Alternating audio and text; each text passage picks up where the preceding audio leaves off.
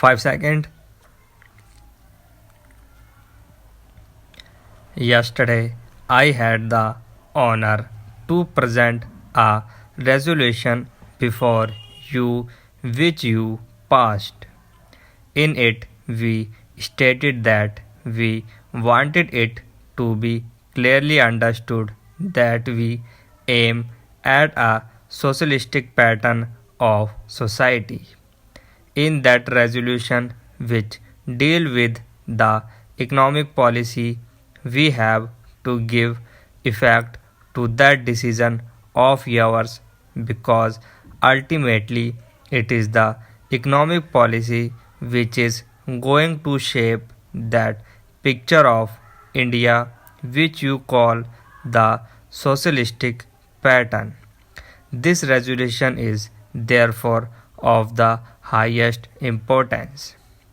In a resolution of this kind, however long drawn out it might be, one cannot enter into the details of policies.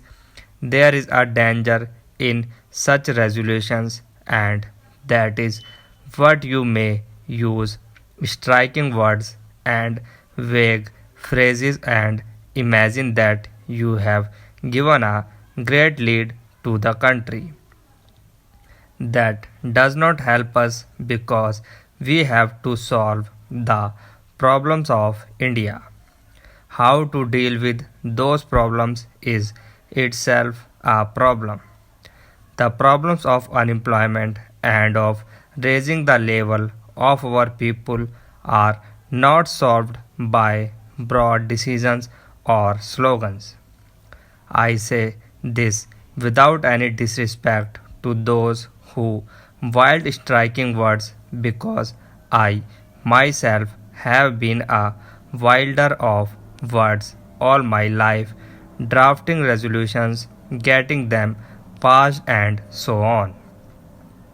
But a time comes when you have to forget words and deal with hard actualities.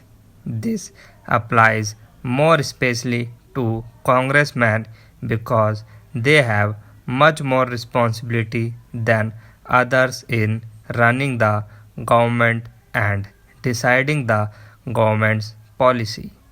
For us, merely to write resolutions is not good enough. What then must we do? The only thing to be done is to sit down and draw up a plan, a detailed plan. That is the function of the Planning Commission and of the government and of those whom they consult. Obviously, a Congress session cannot sit down and draw up a 5-year plan, but in a resolution of this kind, we have to indicate the type of thinking needed in drawing up that plan.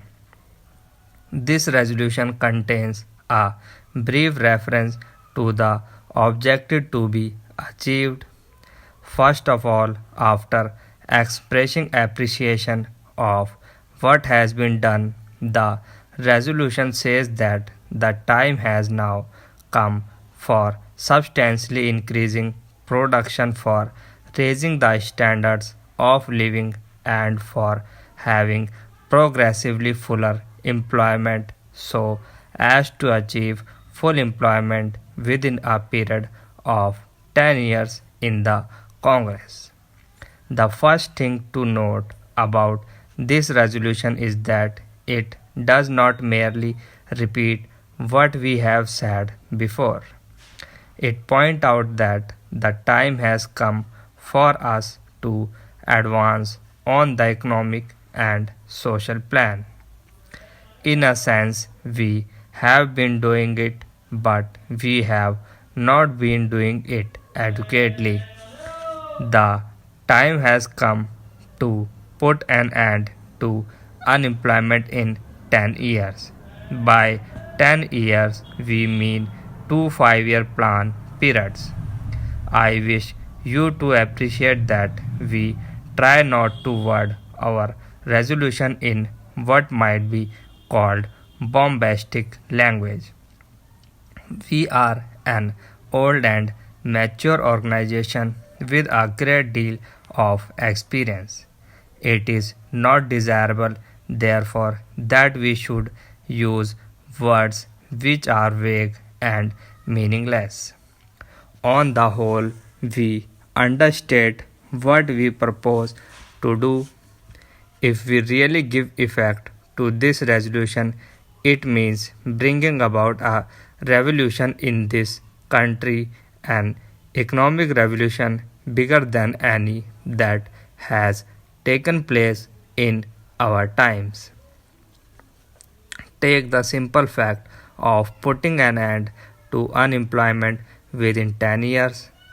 Just try to think what it means in this country with its population growing year by year. It is a terrific job, the like of which has not been done in these circumstances in any other country. We talk about planning. As you all know, planning is essential, and without it, there would be anarchy in our economic development. About 5 years ago, planning was not acceptable to many people in high places, but today it has come to be recognized as essential even by the man in the street. Our first 5 year plan is now about 3 year old, and we are now thinking about our second 5 year plan. A phrase in this resolution says that the second 5 year plan must keep the national aims of a welfare state and a socialistic economy before it. These can only be achieved by a considerable increase in national income, and our economic policy must therefore aim at plenty and equitable distribution. The second 5 year plan must keep these objectives in view and should be based on the physical needs of the people. These are really the important and governing words of the resolution and ought to be the controlling factors in drawing up the second 5 year plan. Before going on to other aspects of the question, may I say that a welfare state and a socialistic pattern of economy are not synonymous expressions. It is true that a socialistic economy must provide for a welfare state, but it does not necessarily follow that a welfare state must also be based on a socialistic pattern.